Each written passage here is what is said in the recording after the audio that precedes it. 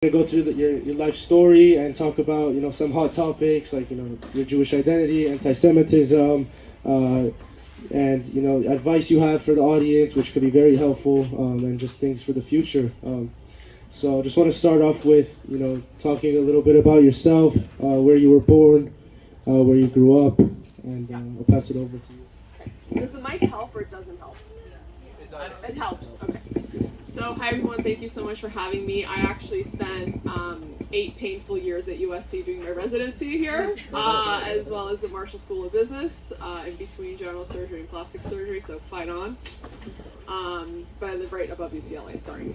So, I actually was. My family was in Iran, as many of your families were, and my mom had the brilliant idea of flying to New York and delivering me when she was 9 months pregnant. She flew to have me be a U.S. citizen, so I'm the OG anchor baby.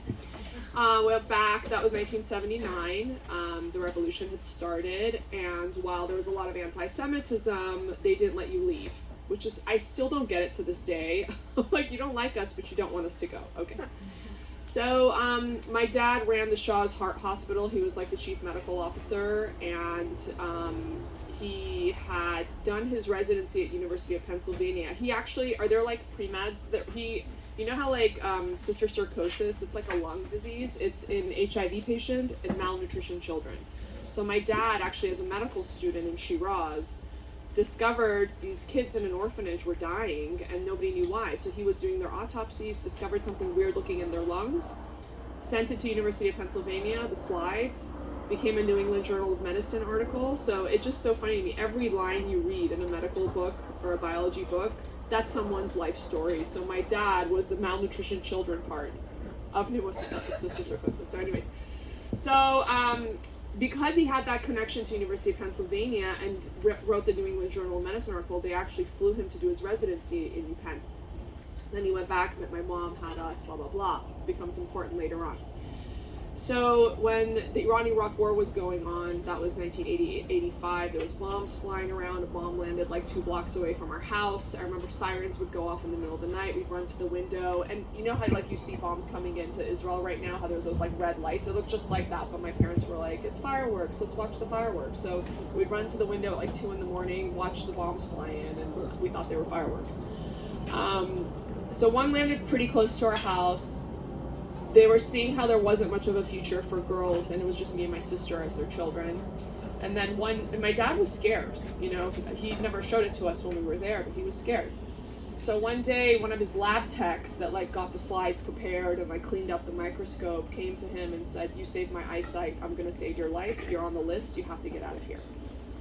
So my dad literally had a professor that had come as a visiting professor of pathology, said he was going to a medical conference, went to Vienna the next day, stayed with that guy, and every day would go to the U.S.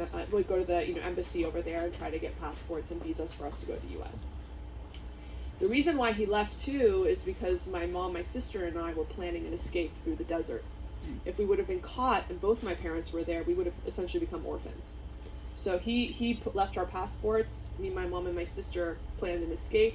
In case we were caught, my dad would have been like, "Oh, we were estranged, my wife wanted a divorce," so that he would take custody of me and my sister, and my mom would go to jail, right?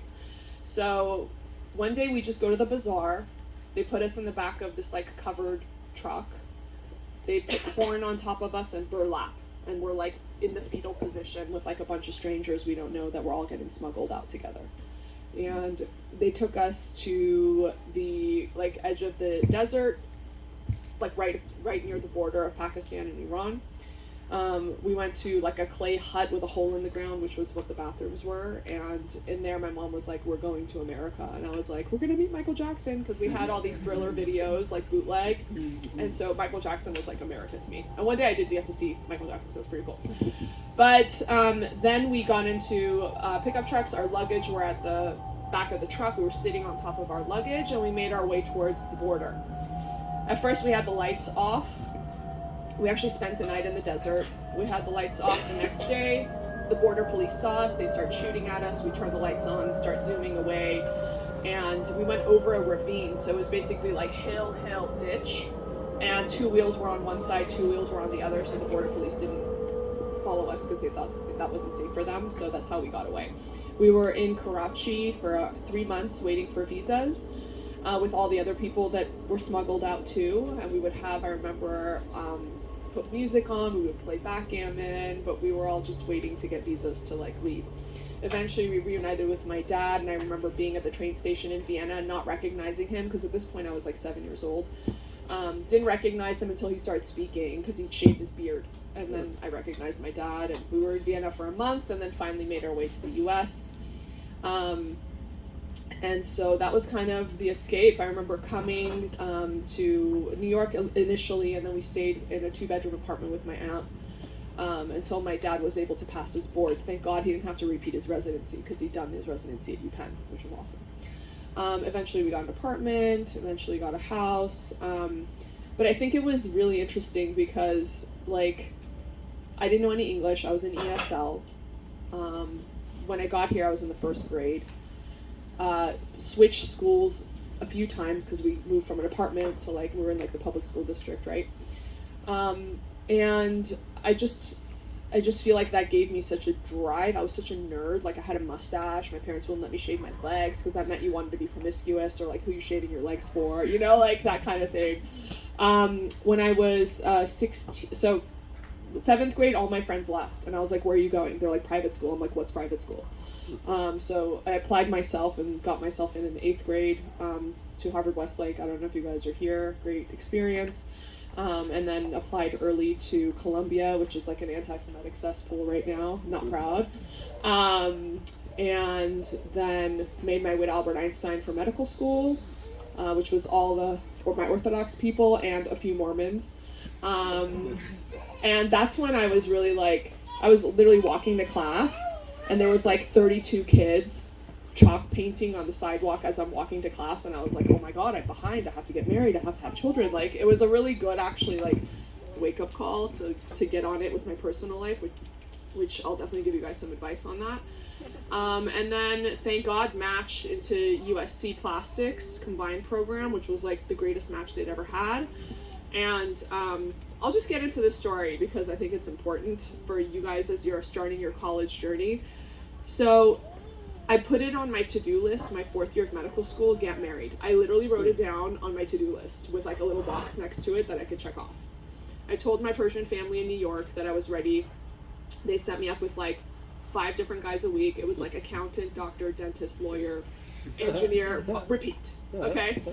I wanted to be a surgeon, I knew that. And I went out with a guy that was an ophthalmologist. Full blown up, like, finished residency, everything like that, and I was a medical student. And he's like, if you want to be a dermatologist, we can keep dating, but if you want to be a surgeon, I can't keep dating you, I can't handle that. I was like, okay. Next guy. He was a lawyer. We're dating, and then he goes, yeah, I don't want our wedding invitations to say Mr. and Dr., so I can't keep dating you. So I was like, okay. And I remember, like, this just kept happening, right? So I went home, I remember crying to my dad and be like, no one's gonna marry me. And then he's like, be a dermatologist. So eventually I met my husband, who's a brain surgeon. And it was actually funny because the way I got introduced to him, I was doing a neurology rotation in LA. And I was so bored out of my mind, and neurology is like the worst specialty. I'm sorry if there's any neurologists, but it's so depressing. No one gets better. And I'm like a dude when I just want to fix it, right? Like, your boobs are sagging, let me fix it. Like, that's my personality. And nobody was fixed. So I kept walking down the hall to neurosurgery, and I met this neurosurgeon named Amir. And we went out to lunch a couple times, like in the hospital. He's like, so what are you looking for? And I'm like, well, I'm smart, I want the guy to be smart. I'm tall, I want the guy to be tall. Like, I'm educated, I want him to be educated. And then he's like, okay, well, I have a friend, you're in town for 3 more weeks. He never wants to get married, but you'll have a good time. And I was like, okay. So, and that was the other thing. First lesson, go out with everyone and stay friends with them, because they'll invite you to their parties and then introduce you to their friends. So even if they're not the right one, their friend might be. So spread the net wide. Lesson number 1. Nobody tells you this. Maybe your parents do, but whatever. So I went out with him like 8 times in the first 10 days, and he had just finished neurosurgery, his 2nd fellowship. So he was literally away from his family for 14 years at UC Davis, and he'd just come back. So after like 20 minutes, he knew he wanted to marry me. After a week, I go to my dad, I'm going to marry this guy. And he's like, okay, whatever.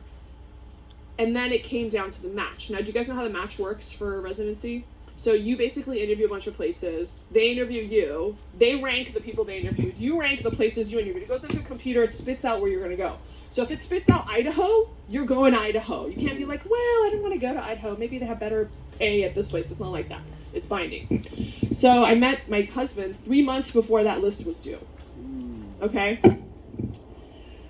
2 days before, he gives me an ultimatum. He goes, either you only rank USC and we get engaged tonight, or you rank everywhere you interviewed. And plastic surgery's the hardest residency to get. Hands down, like no second chances. You can't just be like, oh, I'll just defer for a year. No. So he goes, okay, either you rank LA and we get engaged tonight, or you rank everywhere and we don't get engaged. And he'd already canceled the violin player at the dinner spot that he was going to propose to me. Like, he's like, this is never going to happen. Have you heard this? My daughter's here. I don't know if she's heard the story, but anyway. So I was like, okay. And this is called suicide matching. When you rank only one place, it's called a suicide match. So I rank only one place. We go to the thing. He proposes. I'm crying. His mom's like, what just happened? Like, we call them on the way back, whatever. And 3 months, the match is in March. You match in March. And I'm walking up to, I'm at Albert Einstein Yeshiva. I'm walking up to my dorm to check the computer. On a Monday, you find out if you matched. On a Thursday, you find out where you matched. But I only ranked one place. So if I find out if I matched, I know where I matched. The dean of the medical school calls me, and he only calls you if you didn't match and you need to scramble. So I remember I dropped my bag on the floor. I just sunk to the floor. I'm like, Dr. David, I didn't match. He's like, well, you only matched for a 1-year spot. And I was like, no, I matched. The plastics code for plastics was a 1-year, intern match code. I don't know why. He's like, I don't understand. I'm like, I matched. My husband's doing a brain aneurysm clipping, okay? And he's like, don't call me. He's like, you match, don't call me. You don't match, don't call me. Don't call me. So, of course, I call him. The nurse is holding the phone to his ear, and he goes, I was like, how did I match? He's like, very well, thank you, as he's, clipping an aneurysm in the brain. So I think lesson number 2 is there's not that many opportunities. And I remember asking my dad, what should I do? Should I marry this guy, or should I, rank everywhere?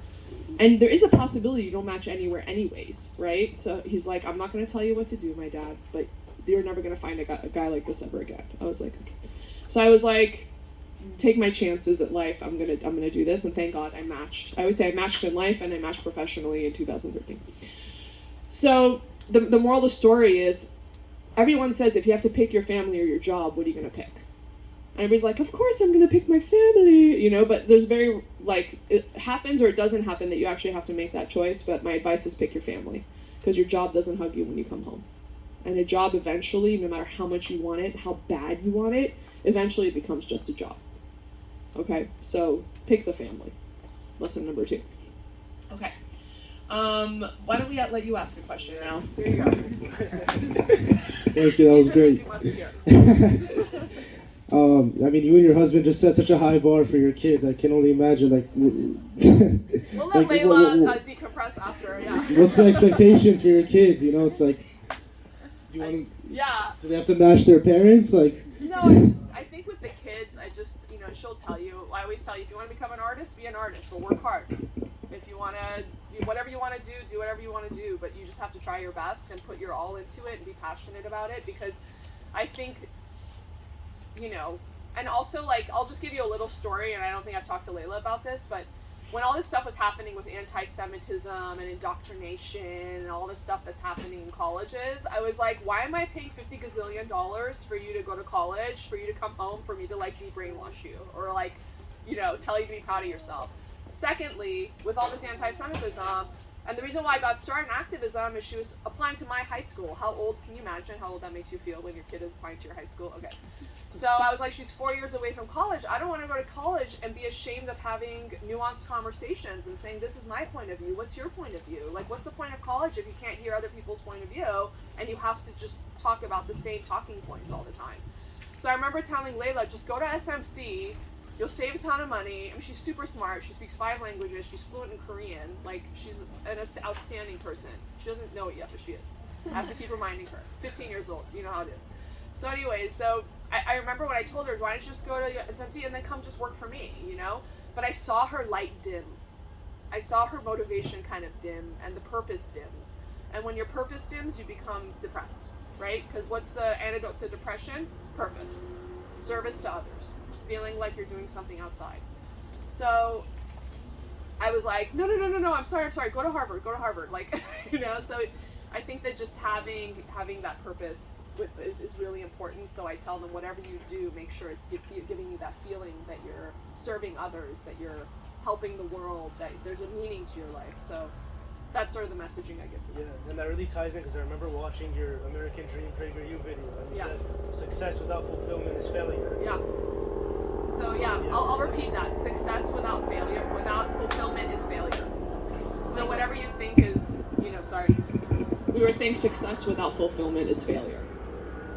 So what your parents define as success, or what you define as success, or I need to be famous, or I need to have money, or if you're not fulfilled by that, you failed. So just keep that in mind. What is going to make me feel fulfilled in my life? And if the answer is having kids, good. What are you doing to make that happen? It doesn't just happen. It's work, right? If it's having a career, great. You guys are all, I know you're here at USC and you got in, so you're all going to have great careers. But the reminder, I guess, lesson number 3 or 4, I don't know what lesson we're on, is make sure that your personal life is keeping up with your professional life. Because we're all so focused, and I was too, very guilty of it. Professional life is going to happen. You're going to be fine. Make sure your personal life you're putting a little bit of energy in that. So for my residents at USC in surgery, they're working 80 hours a week, and like every third night on call in the hospital, I'm like, I don't care. Put on some lipstick and go to the club. Like, you have to meet people. So make sure you're putting effort into your personal life, because trust me, the last thing you want, and this was my messaging to myself, if I become the most incredible plastic surgeon and I'm alone, I'm going to be bitter and mean and like every other surgeon that like trained me. So don't do that to yourselves. I wish we could just turn this into like a life advice session. It is, yeah. We're going to move on just to the anti-Semitism topic really quickly. As we all know, there's people like Kanye, the Hadids, Bella, Gigi, Muhammad, and even incidences here in LA and Beverly Hills at a home on Sunset Boulevard where their menorah got smashed and swastikas engraved into it. And I'm sure many of us know that family. And so, that's the other Newman. Exactly, the long lost cousins. So just based on all those events, like what worries you about the current climate of anti-Semitism in the United States based on what you saw as a little girl in Iran? Yeah. And it even reminds me when you mentioned in your PragerU video that when you were in the hotel in Karachi, Pakistan, this lady who was attending a wedding spat on you when she said, "Are you a Jew?" And you said yes. Yeah. So I think that coming from Iran, I hate the word trauma. I hate all those like victim words. Sorry. But I think that trauma of like having to hide that you were Jewish in Iran and not being able to practice freely is very real. And was very real when we came. Like, I remember when the kids were little, I wanted to stick a cardboard menorah and a dreidel on our gate, and my husband, or like even put a menorah on my door in my office, and my husband's like, "Are you crazy? We're gonna get hurt," So I think that like hiding it is very ingrained. And honestly, that's what scares me the most, is that we're still so head in the sand. We're still so quiet. We're still so like afraid. And so the advice I always give is take whatever your comfort level is, push it up a notch until you're slightly uncomfortable, and speak from that level for a while until that becomes comfortable, and then go uncomfortable again, and then keep going until you're like me, like just fully out there. The other thing too that I always say, that I don't know how you guys are going to feel about it now, but I think that when Jews do well is when we're strong. It's when we're strong and united. And to me, I started getting some death threats. I became really good friends with the LAPD Criminal Threats Unit. I have friends in the FBI now. It's pretty nice. But I got armed. And I don't think that you should be afraid of protecting yourself. I'm a big proponent of, I think cars are more dangerous than guns, and we all drive. So I think that you guys need to, if you're going to, be a strong Jew and speak, you should also be able to protect yourself, and so I'm a big proponent of that as well. And if Krav Maga is your thing, do that, but I'm just saying whatever it is that gives you strength and whatever it is that makes you feel protected to be able to speak out, do it.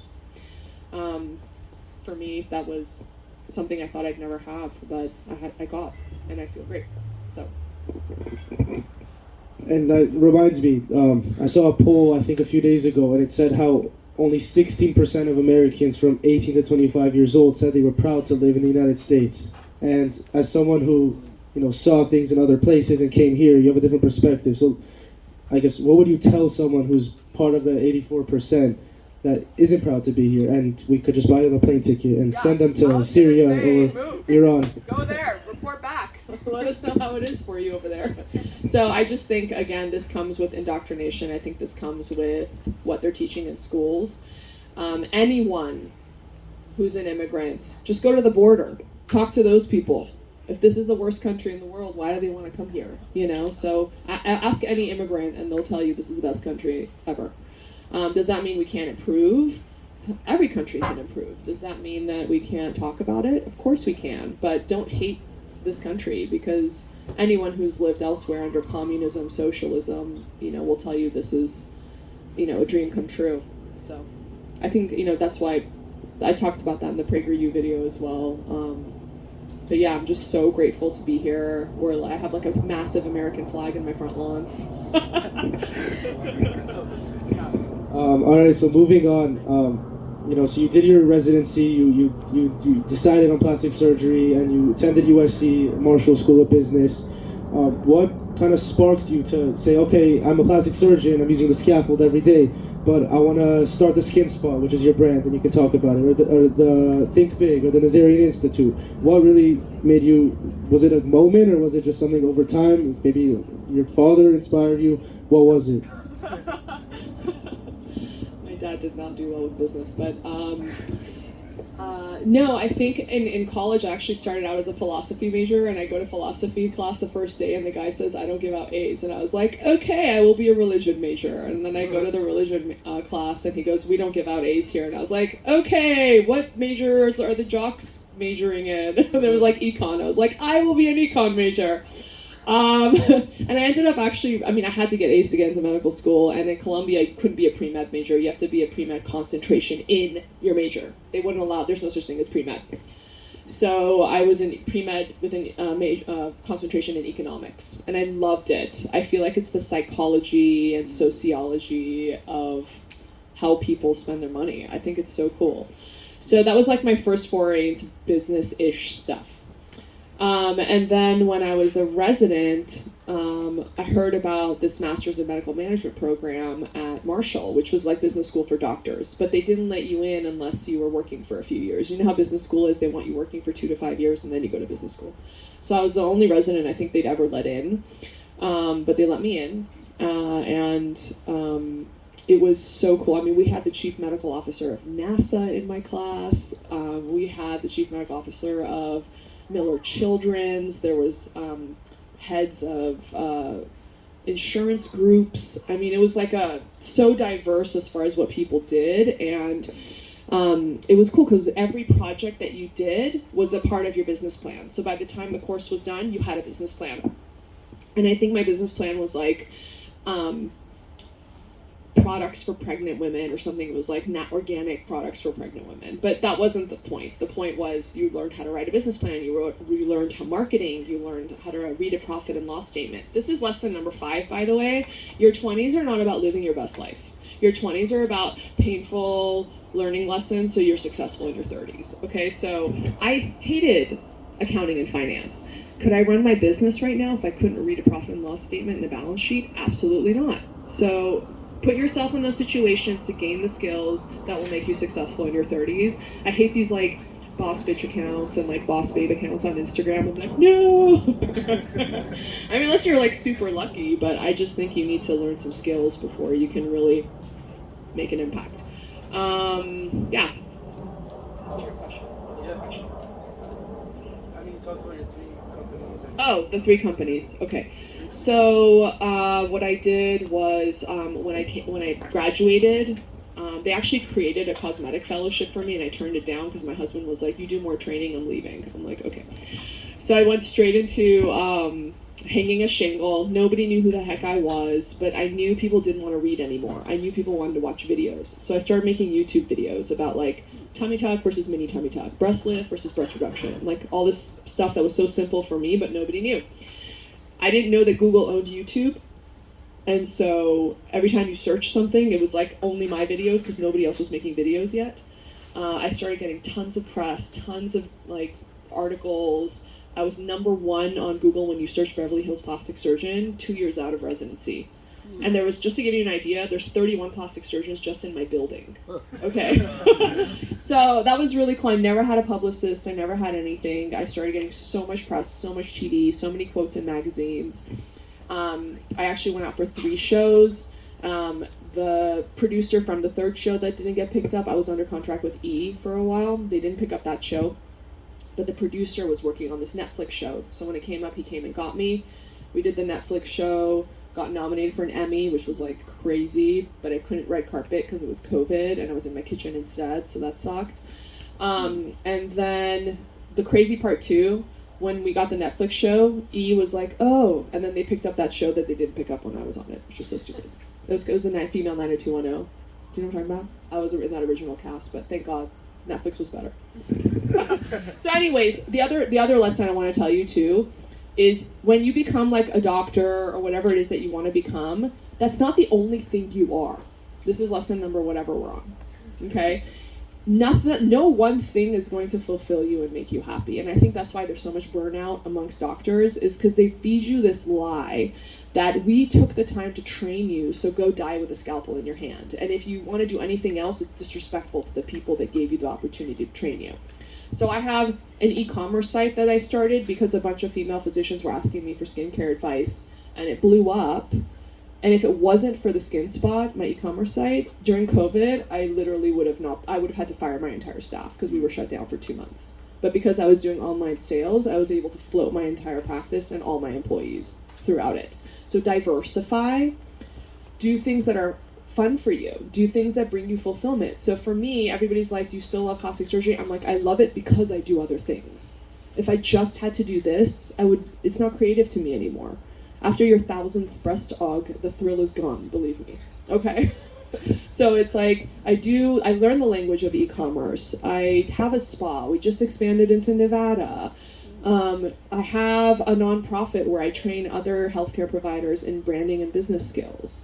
So it's just like, I do social media, I do the activism.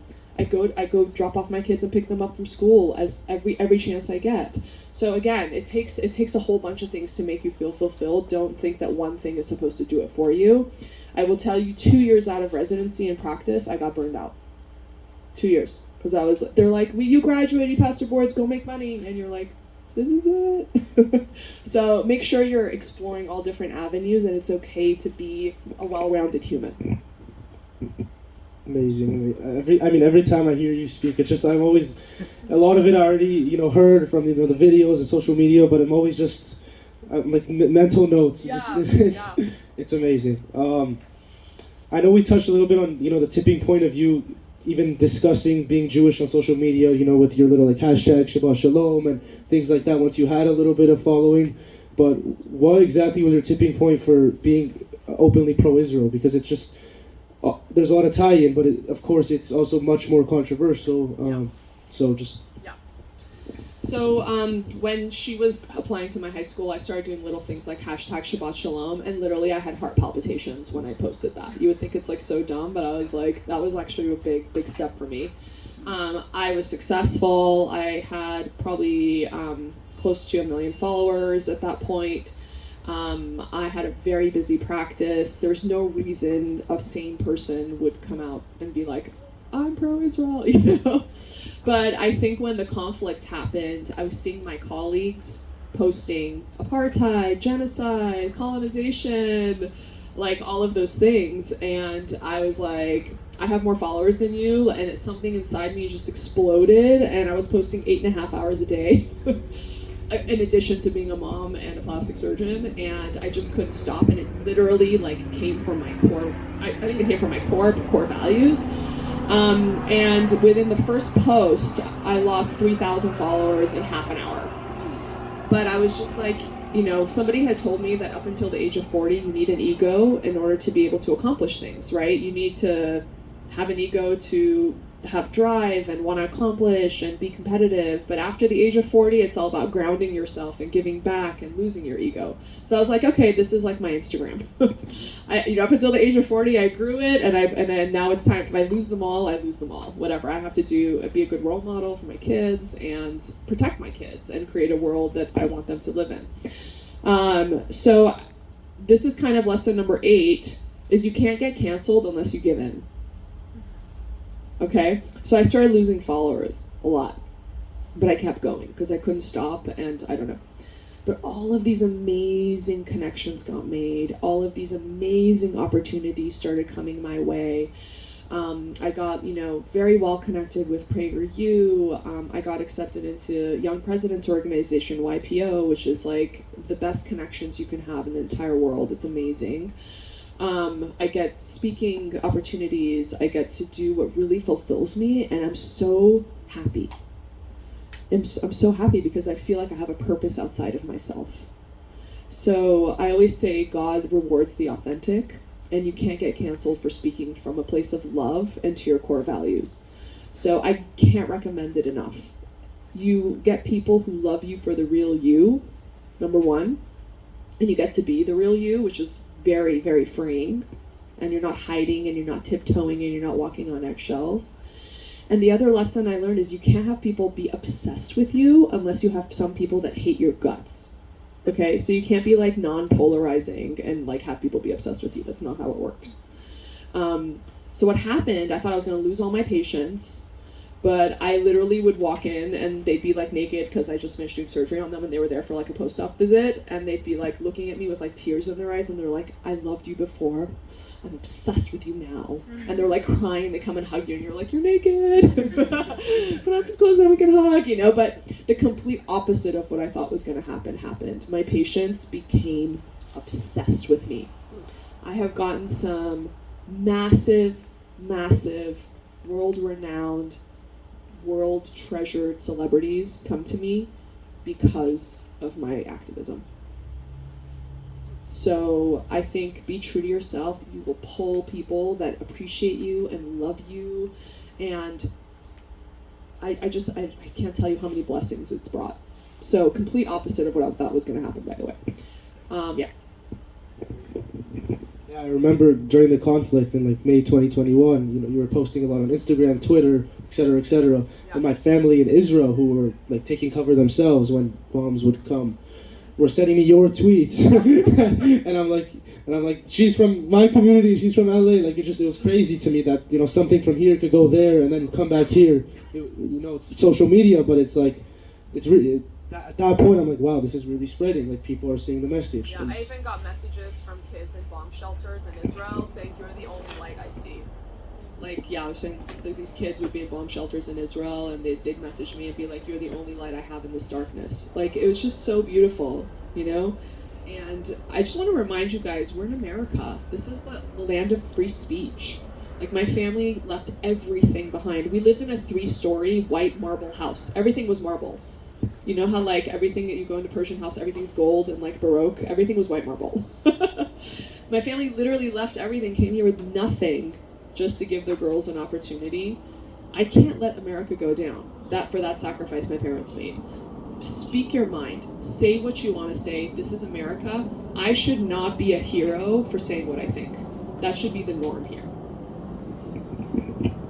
Amazing. I'm sure we could go on all night with all these life lessons and everything. I want to open it up to the audience if you guys have any questions or comments. So I think we'll... Romeo? What are your core messages, like about Israel, that you share with everyone? Okay, core messages about Israel. I mean, I think that what I tell people whenever they say something, I'm like, oh, have you been there? And they've never been there, right? So I think the message that I like to really bring up is, as a physician, you have to make the correct diagnosis to apply the correct treatment. So I love to talk about brainwashing that happens in a lot of these countries, that they raise their kids to hate Israel without ever seeing it, or hate Jews without ever seeing it. I like to call it out. I like to bring people from those countries on my Instagram lives and ask them about it. because I think if we don't talk about those things, then we can't treat it, right? It's like, with Persian families, when someone, God forbid, gets cancer and you don't tell that person, you're like, don't tell that person. Well, how are they going to deal with it? How are you going to treat it if you don't, make the proper diagnosis and tell them what it is? So I like to bring that out. And I want to say, it's like with everything happening in Iran right now, I think it's so refreshing that I'm finally seeing moderate Muslims call out extremism. I love it. Because this whole time I've been like, where are the moderate Muslims? These people are making your religion look bad. Why aren't you calling it out? And they finally are. And I'm here for it, I'm supportive of it, and I'm living for it. Because we have to call it out. We have to call out the brainwashing that happens in these countries, like Iran, like Syria, like Egypt, like all the surrounding countries. We have to call it out because it won't change. Like, look at the, Emirates now. They're bringing Holocaust education into their textbooks. It wasn't there before. I saw a multiple choice question out of Egypt that said, what is a Jew? And the multiple choice question was like, evil, disgusting, filth, all of the above. How are we going to make change if these kids are getting brainwashed from youth? You have to make the correct diagnosis. So my messaging is basically, it's the most tolerant country. My messaging is you should go there and see it for yourself. You guys know CUFI, Christians United for Israel? So the person who runs their social media is named Qasim Hafiz. And he was a Muslim who grew up in London, of Pakistani descent. And he came on my Instagram, he said, I was taught to be kind to everyone except the Jews. And then he said he became radicalized. He was on a plane to go join ISIS. He flew through London. He flew through, one of these airports. He was at the airport and he saw Alan Dershowitz's book. He opens it up and he says, these are all lies. I'm going to change my flight. I'm going to go to Israel and see for myself to prove this book wrong. He goes to Israel, sees everybody coexisting, converts to Christianity, and starts running Kufi. But I mean, we need more people like that to tell the story, because we have to change how these people are educated in school. So my messaging is go see it for yourself. I always, talk about the tolerance and the coexistence and how, you go and there's like a mosque next to a church, next to a temple, and always talk about those things. But I think you can talk. They're going to say, oh, you're pink washing, you're whitewashing, you're la la la la. But I really think it comes down to go there yourself and see for yourself. And also, you're brainwashed. And I just say it. Yeah, and I mean, you talking about your experiences after speaking out against this, for Israel, and I remember you were talking about your event with Masih. I don't know if you want to talk a little bit about that. Yeah, sure. So, do you guys know Masih Alinejad? She's like the woman with the curly hair. She always has a flower in it, and then she talks about my stealthy freedom. She was the first person that said get rid of compulsory hijab. Iranian people tried to kill her on U.S. soil. The FBI saved her life. So anyway, she was at my house a couple months ago because of everything that's happening in Iran. We had an event. And I got up and I spoke before her and I said, listen, when things were happening in Israel, I never lived in Israel. But from my core values, I posted 8.5 hours a day in defense of Israel because it was all lies. And I knew if they dropped my butt in Israel and I was getting beat up, those people would come save me. Then everything started happening in Iran, and I was kind of ambivalent. I was like, I didn't even allow myself to think about it for a while. I was like, they didn't stand up for me. Like the child in me, the non-Jew in me, right? I'm fully Jewish, but anyways. That person in me, I'm like, I'm sick of it. I'm sick of standing up for everyone, and they didn't save me. And I got up there and I said that in front of her. I said, but you know what? Like, as a Jew, I know I have to stand up for all injustice, even if those people wouldn't stand up for me. And I'm willing to learn more. So she gets up and she goes, you're right. As a child, I said death to so many people. No child should say death to America, death to Israel, death to Baha'is, death to the Kurds, death to Armenians, death to whatever. She's like, why do they make us kids say death to so many people? When it happened to the Jews, we said we're not Jewish, so we didn't do anything. When it happened to the Baha'is, we said we're not Baha'i, so on and so forth. When it happened to Mahsa, we said we are all Mahsa. But it's like that canary in the coal mine, right? It's like if they came for you last night, they're going to come for me in the morning. Iran's going through that now. So I got up and I said it straight to her face, and she apologized. She said, I'm sorry, we didn't stand up for you. But it's interesting now that the countries that are speaking the loudest is really Israel. Israel's speaking louder in defense of Iran than America is. and now France. So, which is interesting. Crazy world. Any other questions? I could just speak louder. Hi, my name is Ethan. Thank you so much for speaking with us. What a kiddush Hashem. Like everything you're saying is very, very nice. As a pre-med student myself, I was just wanting to ask you, like, looking back, you said that you had, like, one of your bucket lists was, like, to get married fourth year of medical school. So looking back, and especially, like, as a male, it might be a little different, but do you suggest, like, to aim for a little earlier? Would it be better to try to get married, like, during medical school, before, after residency, when you're already established as a doctor? Yeah. Like, what's your So the question is, as a male or female, is it better to get married before medical school, during medical school, after? It was just so cute. I love it. These are like really the important questions. Everything you learn, you're not going to remember any of it. These are the important questions that actually affect your life. So I think you have to meet the right person, number one, and you have to be making an effort towards that. But I will tell you, you will never have as much time as you have in medical school or college. This is the time that it's actually fun. You think you're working so hard, you're not, okay? Hate to break it to you. When you go to residency, no one's gonna tell you, how's your social life? Like, no one's gonna say that. They're just gonna say, are you first in the hospital? Are you last to leave? Can you work harder? Like, no one's gonna come to you and say, pet you on the head and really, like, care about how you're doing with your home life. They just want you to perform, right? So, and you're basically working 80 hours a week, regardless of specialty now. And on certain rotations, every third night you're sleeping in the hospital. And I did that. I got married my second month of residency. So my second month of internship, I got married. I was pregnant, had my first baby in the second year. She's right there. Had my first baby in my second year, my second child right after third year. I took a 2-year break, and I did business school. I ran research for the Division of Plastic Surgery at USC, and I had my second child, and then as a 5th year, I had my third child. So that was crazy. I was so physically exhausted, you guys. I would drive home and call my husband to come pick me up out of the car because I couldn't get out. And I'm not a weak person. I just literally could not lift off to get out of the car. That was crazy. But while I always tell women this too, a lot of things have changed for women in the last 20 years, and our biological clock is not one of them. Okay? So you know your eggs start going south at 30. By the way, your collagen starts going south at 25, so you have to use peptides. But yeah, so your eggs start going down at 30, and it's so funny. I'm on the board of the California Society of Plastic Surgeons, and we had some medical students come, and the girls are like, why don't, we should like do something where we have egg freezing. And I'm like, why don't you just go on more dates, like make an effort before that so you don't have to freeze your eggs. Like, I think it's great to have that option, but make it a priority now is a better option. And I'll tell you, at Einstein, everyone's Orthodox, all those people in my class had 4 kids by the time they were in medical school, and they were getting their medical degree and their rabbinical degree at the same time. So, the smartest people I've ever seen in my life. It was nuts. It was like creme de la creme of Orthodox Jews. It was like...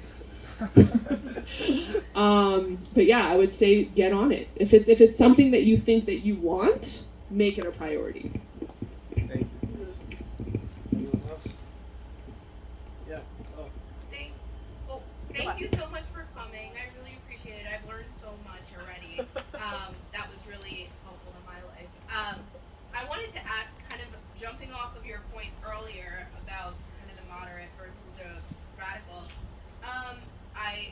I'm very interested in the Abraham Accords agreements. Obviously, the Emirates, basically, that was a part of that. And I was wondering if you see, especially, I don't know if you have family in Iran or like kind of in that region of the world, do you see the changes happening there maybe having an impact on American Jewry, American anti-Semitism, or even just, even just strictly in the region? Is there really a change you feel is coming in a positive way? Yeah.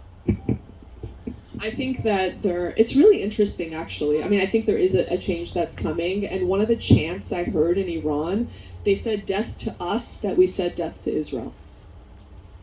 I mean, that's huge. Or they said death to us that we said death to America. Death to us that we said death to the Shah. I mean, it's huge. right? So it's, and I'll tell you guys, everything happening right now that they're saying, oh, socialism, why are these rich people here, and there's all these, there's such a gap. That was the exact language when they overthrew the Shah.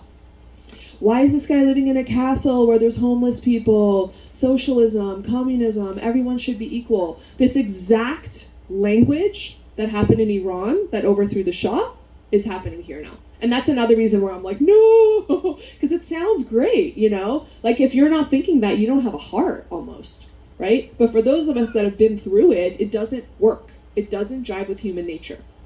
It just doesn't. And when you take away everything, you make everyone equal, people lack what? Drive and purpose. And that's not a happy place to be. Okay? So I think that's another reason why I'm just like, no, because I smell the smells of Iran happening here, and I'm like, ah. So, change. I think that, in the Middle East, there is change, obviously, with the Emirates. Even in the language of Egypt, I'm seeing change. Saudis, even, like with the YPO organization, they had a trip to Saudi and Bahrain, and there's definitely, changes. There's businesses opening up, a lot of air direct flights. I mean, I think there is change happening. But the reason that it's happening is because, like the Saudis, for example, right? They're oil-based. With everything going electrical and getting away from oil-based, if that goes away, they don't have an economy. So they're like, we need an economy. And they're looking at the innovations coming out of Israel, and that's why these things are happening, because they want to bring a real economy to their country. And it's interesting to me that in Israel, do you guys think the youth in Israel, are they more liberal or conservative? Conservative. And the youth in America, more liberal or conservative? Liberal. Isn't that interesting? So I just think they're going through this social experiment, and we'll see kind of where it comes out. But I'm, we can get into that topic a little bit more, but I just think it's super interesting, and I think that's the sign of a democracy, where people can, change minds, go this way and that, try different things. So I'm also living for that. I think that's a true sign. Even the stuff that happened in our, with McCarthy and our government, I live for that. That's what it should be. There should be argument within parties. There should be dialogue within parties. It shouldn't be everyone's a puppet voting along party lines, right? That's democracy. I'd love to see that. And everybody's like, this is so embarrassing. And I'm like, no, this is great. Within the Democratic parties, there should be argument, right? I don't like it when somebody like Rashida Tlaib, keeps demonizing Israel, says not, I think did you guys see that graphic where it was how many tweets did they write about every country, and 97% of Rashida Tlaib's tweets were about Israel? I'm like, can we talk about the US? You are a person in Congress here, right? So I think that there should be pushback within the Democratic Party against those people, but there isn't. So I went to, do you guys know Richie Torres? From the Bronx. So he's a Democrat from the Bronx, black gay man, and he's very pro-Israel because somebody sent him to Israel when he was just coming up.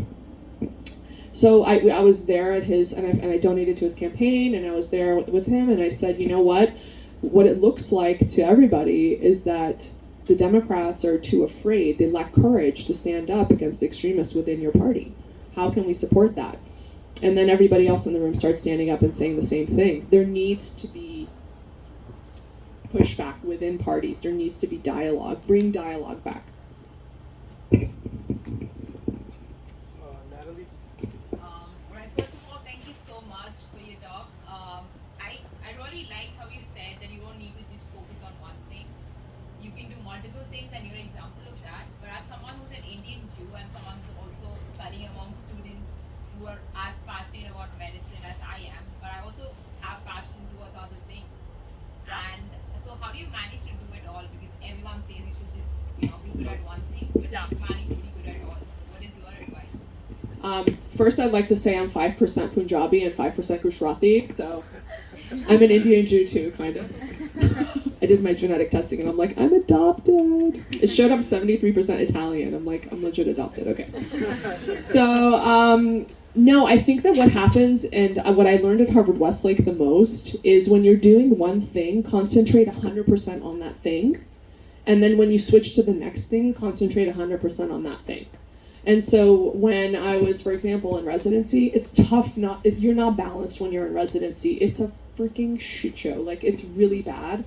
But it doesn't mean you can't do it. Like, I don't regret having my children, because now we're like friends and we're like not huge in age, and I wasn't as tired as I am now. But it was hard, and I was not balanced. I was tired. I would get angry very easily.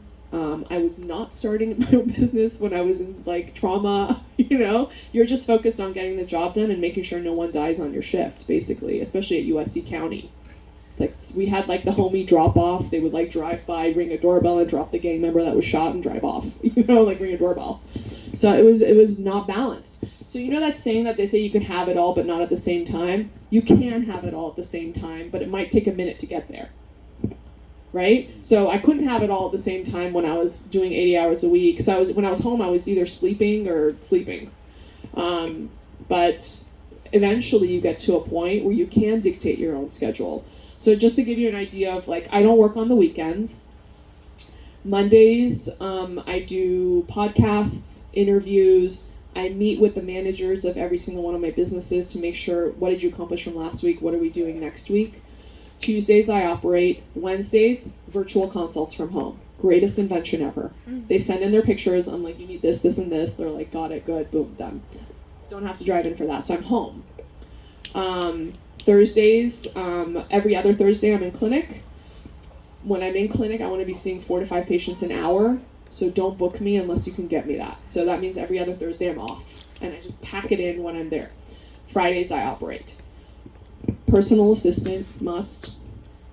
And that was the other thing. When I was in my 20s, I thought if I asked for help, it meant I was weak and I couldn't do it. And when someone tried to help me, I would get offended, legit. But now I'm like, what can I delegate? You go to Trader Joe's, I don't have to go, or like, whatever it is. My car needs fixing, you take it to the auto body guy. So I would say delegate and surround yourself with good help. Good, smart people, pay them well. Incentivize them to perform the way that you want them to perform. And I'm learning every year. I don't have it figured out. Literally, I have a business coach, I have a practice coach, that I meet with once a week just to say what challenges I'm having and help them guide me towards, a more successful practice.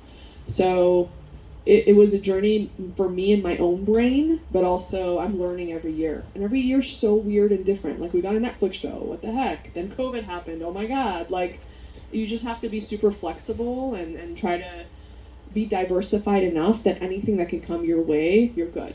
The other thing I want to say that really resonated with me, and I'll get a little bit personal, when I was in residency, one of the attending plastic surgeons, female, she got into a car accident, she couldn't operate anymore, so she killed herself.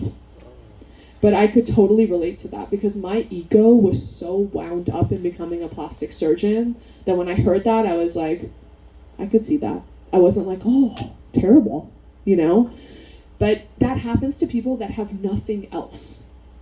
Right now, if you take plastic surgery away from me, I'm good. I got my activism, I got my children. I'm a happy person inside without what I do.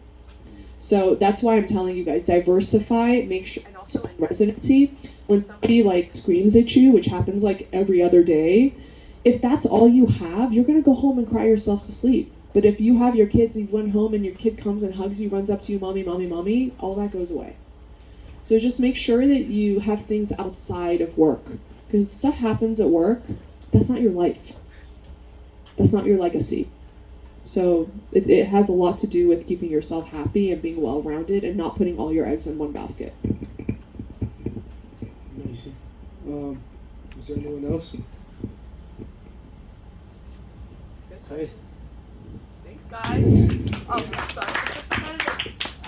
How do you maybe to share a lasting message to them about how do they learn to speak up and as well as does Judaism play a role day to day as well besides for just Israel? I want to add a little to that too.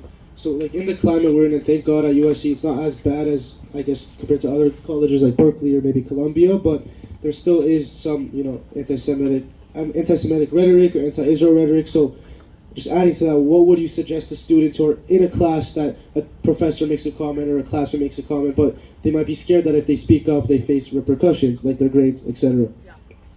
I actually spoke at UCLA a few months ago, and somebody said that, you know, something happened with their professor, that they were talking badly about Israel, and they were afraid, but the student actually spoke up and wrote their paper on why the professor is wrong, and she got an A in the class, and the professor actually came to her and said that her speaking up made the discussions more meaningful.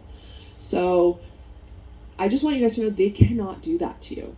And USC is I think, enough people that are supportive of Jews and of Israel that you have people to go to. And imagine, if you feel uncomfortable in school now and you don't speak up, what's it like for your kids? What's it like for your little sister? What's it like for your nieces and nephews? Speak up, okay? And if stuff happens, message me.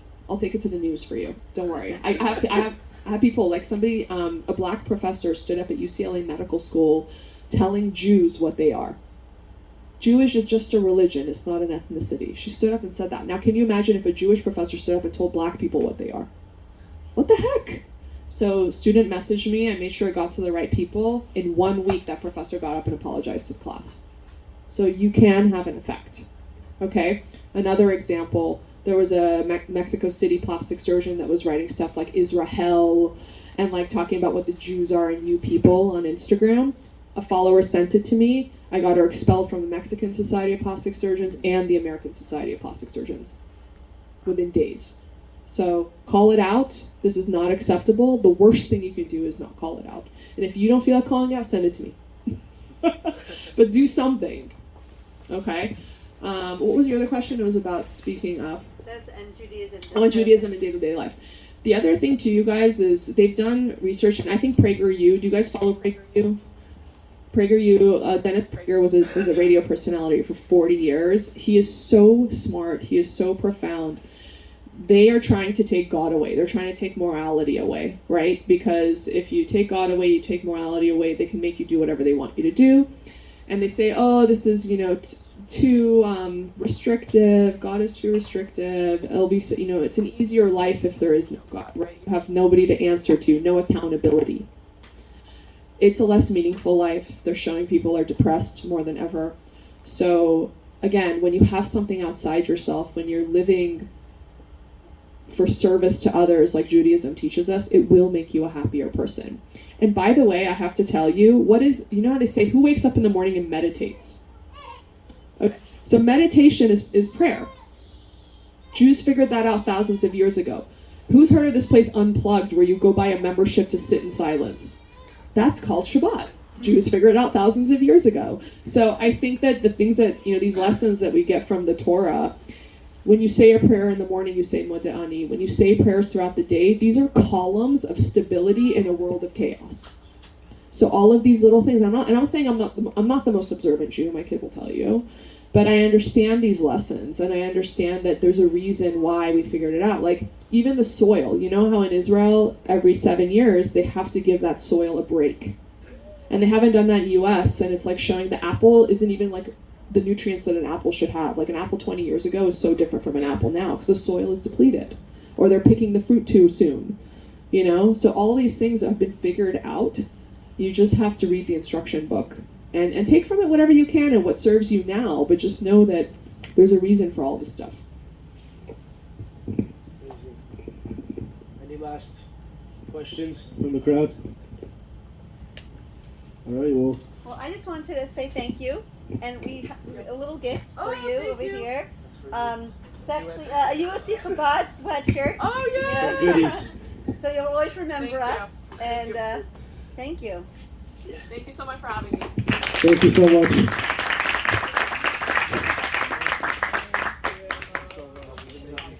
Oh yeah. Here, let's do a group picture, everybody. Yeah. Everybody go up there behind Sheila.